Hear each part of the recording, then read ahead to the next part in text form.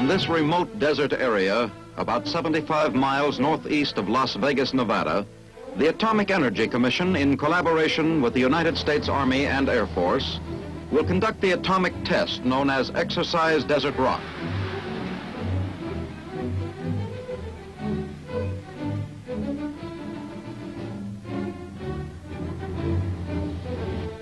In a land where lizards and sandflies are the only living things, a tent city, Camp Desert Rock, now stands.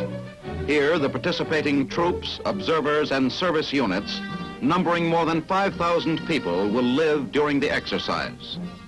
The Army engineers, Ordnance, Signal Corps, military police, and other branches of the service furnish specialized units to augment the 3rd Corps headquarters, which has been designated as responsible for the planning and execution of the military phase of the test.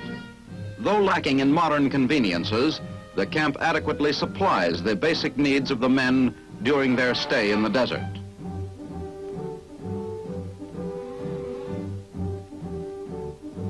The mess tents, the PX tents, the barber shop, an outdoor cafeteria, and the living quarters all combine to form a typical Army installation in the field.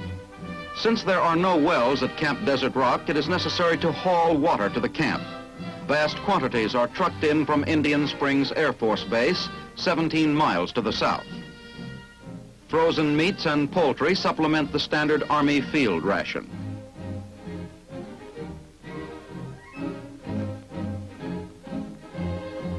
Wind, sweeping across the desert, provokes violent dust storms and blows down tents. Dust and grit fill the air, making life miserable. Later, the portable shower units provide bathing facilities to wash off the grime. Lieutenant General Joseph M. Swing, 6th Army Commander, arrives to confer with Major General William B. Keene, Commanding General of 3rd Corps and Military Director of the exercise, the first in which troops will participate as part of an atomic experiment.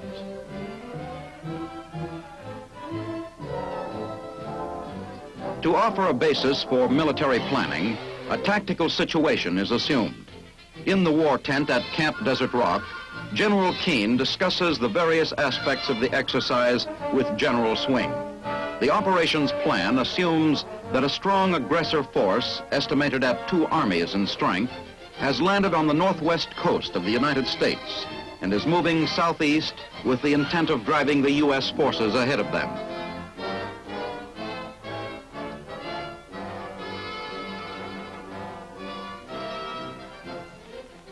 Within a short time, the U.S. 6th Army, consisting of 3 corps, has been forced to withdraw to a line running from the west coast north of Los Angeles through southern Nevada. For the purposes of this exercise, a decision has been made to employ an atomic weapon to destroy this theoretical enemy in front of 3rd Corps and drive him north from his present position. The 3rd Corps plan includes a withdrawal, initially, by one of its infantry divisions into a defensive position. The battalion combat team participating in the exercise is part of this theoretical division. The exercise on the ground will be implemented by one battalion combat team consisting of units of the 11th Airborne Division and the 546th Field Artillery Battalion. The BCT will prepare a defensive position at the test site. Corps augmentation units work busily in the forward area to install materiel. In this case, a Bailey bridge.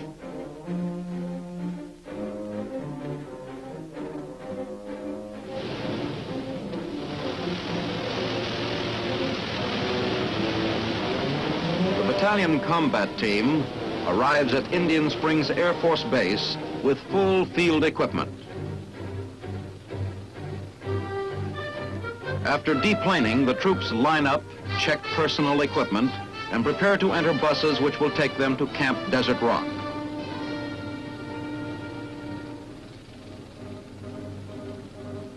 General Keene is on hand to welcome them. The men carry their individual weapons as well as field packs.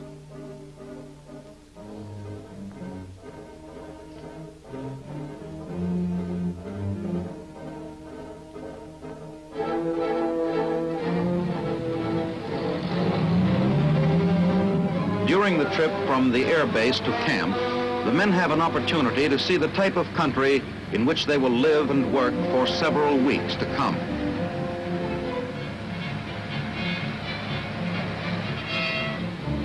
At camp, the buses are guided to the BCT area by MPs.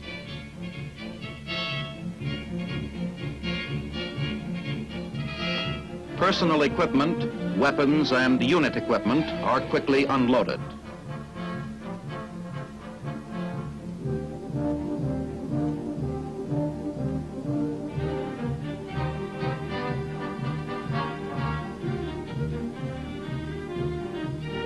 A welcome break from the desert heat finds the men moved in and ready for the work-filled days ahead. Orientation lectures are given on the effects of an atomic weapon. In addition, the men are thoroughly drilled in the part they will play in the exercise. Military police, truck drivers, evaluators, and observers are briefed in detail. An understandable concern is usually expressed by troops about the dangers of entering an atom-blasted zone. In air bursts like the one which the men will see, and the type which would normally be used against troop concentrations, no serious amount of radioactivity remains in the ground. In order to evaluate the effect of the atomic weapons, 9 test positions have been set up at varying distances from ground zero, the exact point at which the bomb will be detonated. At the battalion combat team area, the men will dig in and construct foxholes and machine gun emplacements. A convoy carries them to within marching distance of this spot.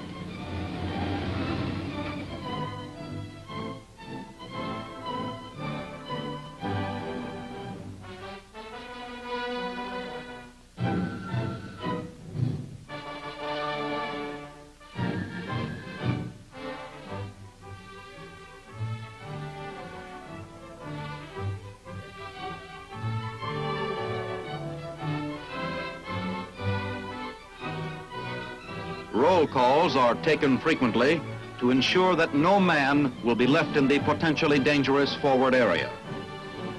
The BCT begins preparation of its defensive position. Foxholes and gun emplacements will conform to standard Army field fortification plans.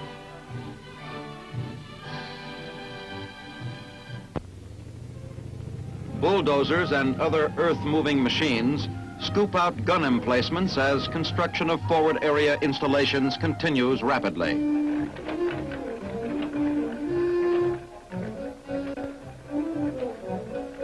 Hundreds of sandbags must be filled. Concrete pillboxes and numerous foxholes remain to be dug.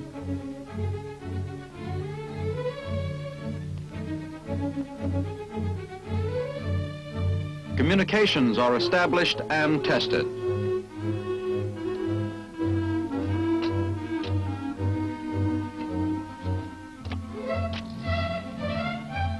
An artillery piece is maneuvered into position in one of the dug-in emplacements.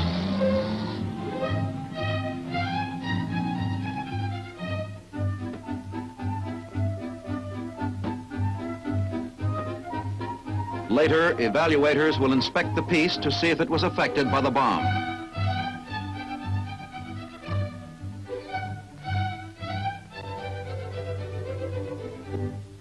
During a break, sandwiches prepared at camp are eaten on the spot before the men move on to a new position and new tasks.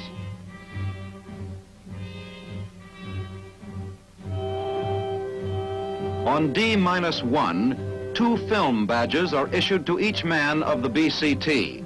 These are used to measure cumulative radiation.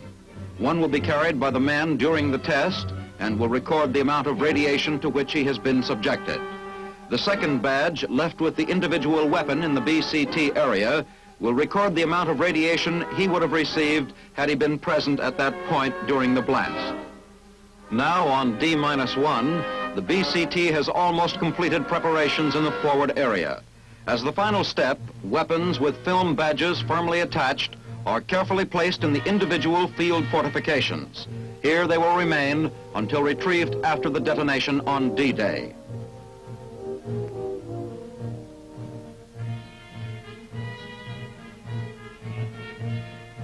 Corps augmentation units are completing the positioning of other test materiel at distances ranging from approximately 1/2 mile to 3½ miles from ground zero.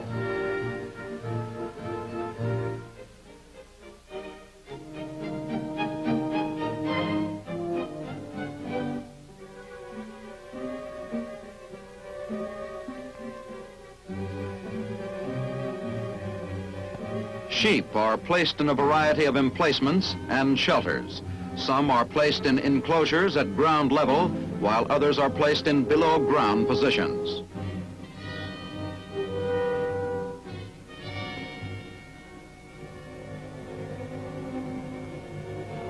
This sheep is being placed in a 10-foot square emplacement below ground level.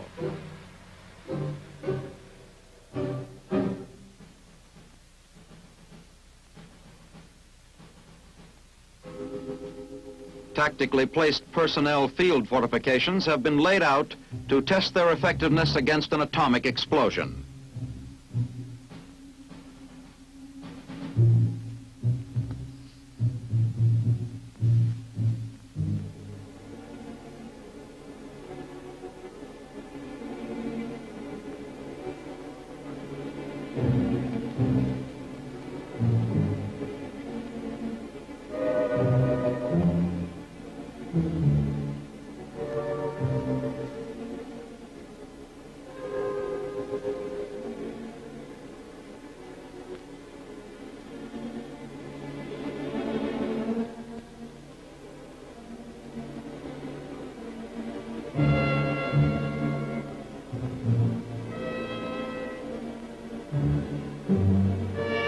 Test samples of several types of ammunition are placed in exposed positions above ground, with corresponding samples being placed in protected positions.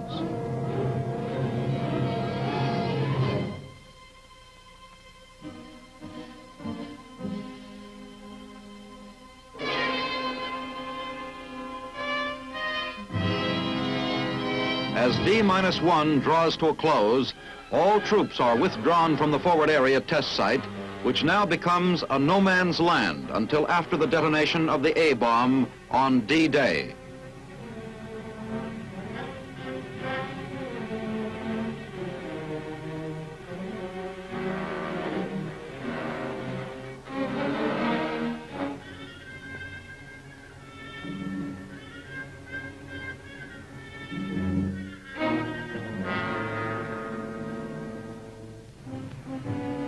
Early on the morning of D-Day, convoys carrying the battalion combat team, radiological safety personnel, effects evaluators, and official observers wind their way through the mountains on the 27-mile trip from Camp Desert Rock to the test site. In a parking area near the observation position, the men detruck in the cold of early morning. The observation point is about 7 miles from ground zero.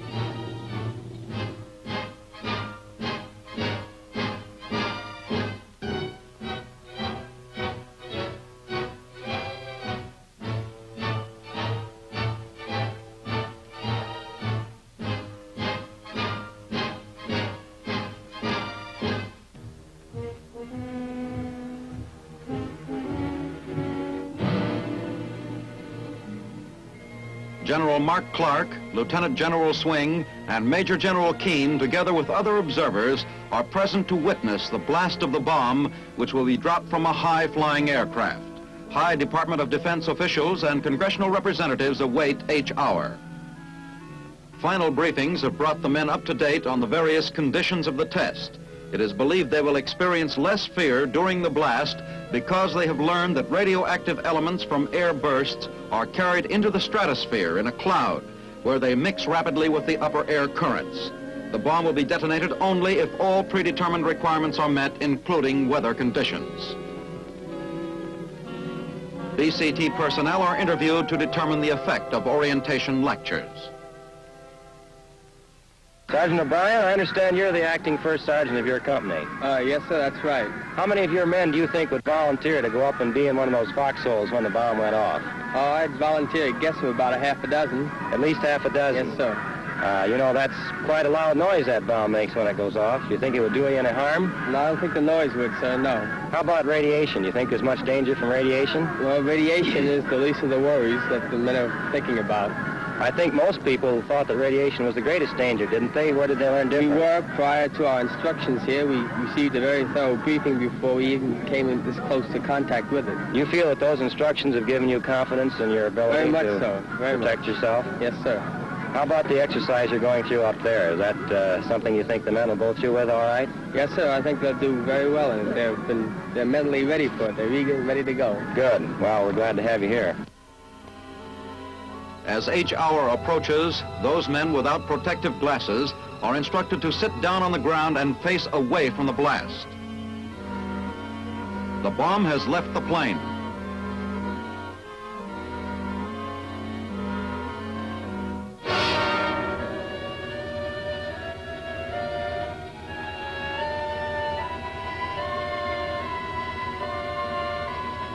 Within 30 seconds will come the thunderous roar of the explosion 7 miles away. The typical mushroom-shaped cloud boils upward.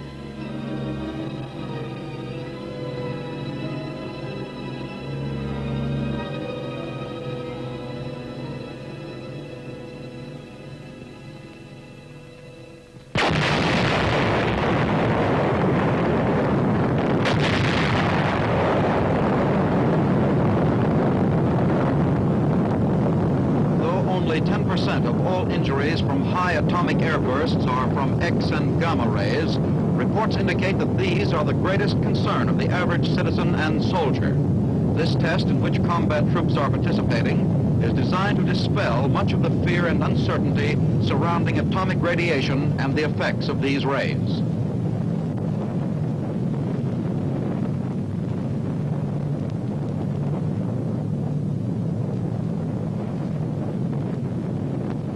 Casualties from an atomic explosion are estimated to be in the following proportions. From blast and missile, 60%. From flash burns and heat, 30%. And from radiation, 10%. Post-blast interviews are conducted. Sergeant Gutierrez, you've seen a lot of action. Tell us just exactly how this thing looked to you. Think it's much of a weapon? I think it is, sir. Tell us about it. How'd it look? Well, from my point of view, I think it's a terrific weapon, and I'd hate to be under it. Would you like to be any closer to it than you were? If I did, sir, I think I'd dig the hole a little deeper. Sergeant Brewster, can you tell us whether you think that the orientation you had for this weapon prepared you for what you saw out here? Yes, sir, it did. How about the fear that you felt? Did they prepare you against that? Yes, sir, they did. They told us enough so that, well, our fear was cut down so much more than it was before the orientation that we hardly had any fear at all. Would you have confidence that you'd be able to go right in there now and carry out your tactical mission a few minutes after the blast? Yes, sir. How close do you think, now that you've seen it, you'd be willing to be? Well, sir, I'll tell you that after I see them positions up there. Well, you know you dug some foxholes about a few miles away, and you're going to see just what things look like in there. Yes, sir. What are you going to do after you look at your positions? Well, if we look at positions, we'll pick up our weapons, and we'll move in toward ground zero, see what the area looks like in there and toward... Did you feel now, after it's all over, that you've had a big letdown, that there's any disappointment in this weapon? No, sir, there's no disappointment. No disappointment. It's certainly a powerful weapon. I can't understand how anything so beautiful can be so destructive. Radiological safety teams sent out to measure residual radiation report that the forward area is safe to enter.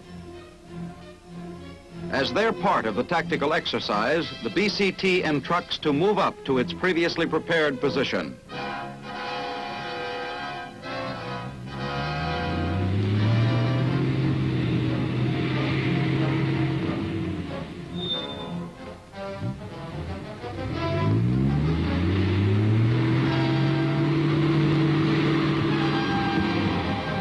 Here, the men detruck and move forward to examine their foxholes and weapons.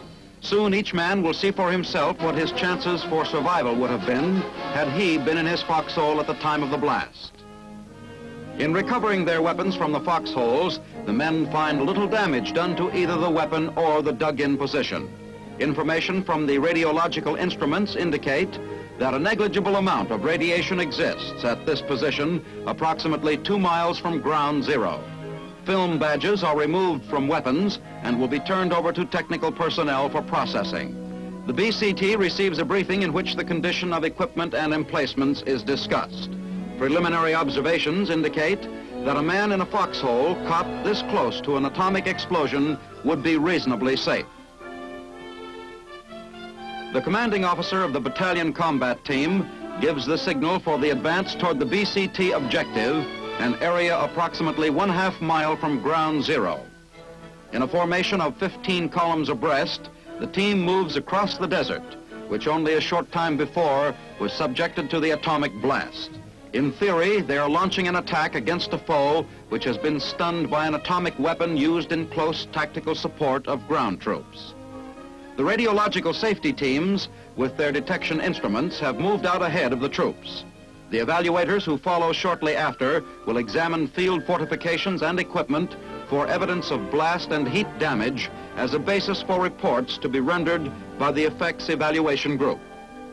Here, an ordnance evaluator finds a carbine-mounted snooper scope only slightly damaged, damage which can be repaired in the field. In some cases, the paint on tanks, recoilless rifles, howitzers, and other metal equipment was seared and scorched by the intense heat on the side nearest the bomb. Portions of a test bridge were damaged. Some weapons are blown over. Rubber parts and sections of tires are found to have melted. Telephone equipment sustained the blast and heat without serious damage.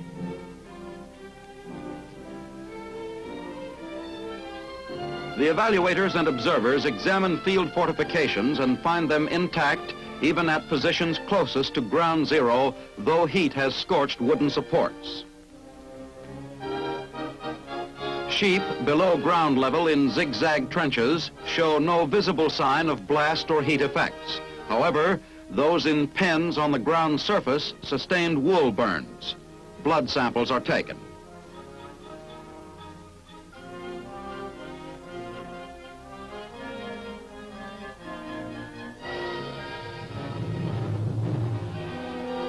A .30 caliber machine gun is checked for radiation. Other standard Army field equipment and vehicles show considerable damage from heat and blast.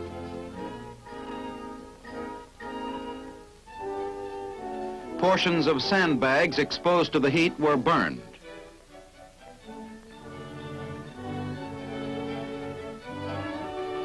Some of the portable water storage tanks of the type used in Camp Desert Rock were partially collapsed from blast, while others caught fire and burned to the ground. The metal canister is all that remains of a test gas mask. The canvas on vehicles was blown off and burned. Clothing on a dummy is scorched. A field desk is overturned and partially charred. At the closest position, telephone wire is blown down and the poles scorched and broken.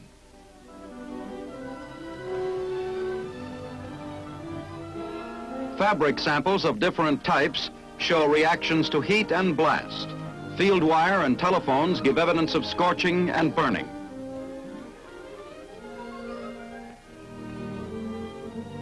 In touring the test site, it has become increasingly evident to the observers that subsurface emplacements offer considerable protection from nearly all but direct hits or low overhead bursts. The battalion combat team continues its march toward positions closer to ground zero.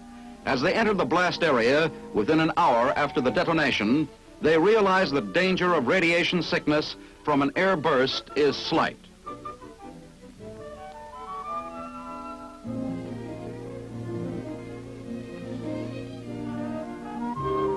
A zone pole several hundred yards from ground zero is inspected by a radiological safety man.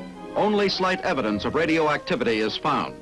The combat team proceeds with its tactical mission, continuing the simulated attack by passing through a portion of the bombed area.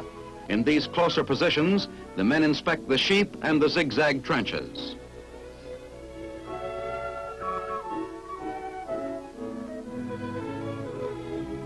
At one of the test positions, the men are briefed concerning damage to the various test positions which they have just seen.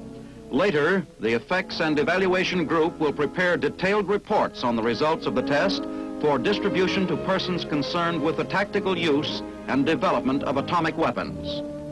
Before untrucking for camp, BCT participants in the test are inspected with radiological detection instruments for evidence of radiation.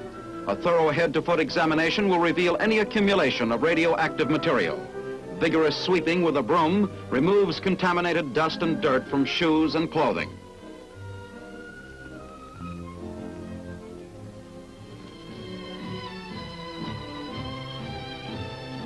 As exercise Desert Rock is concluded, initial reactions are: it is possible to utilize an atomic weapon in close support of ground troops in those cases where the conditions surrounding its use are carefully considered and where participating troops are fully indoctrinated in the capabilities and effects of an atomic weapon.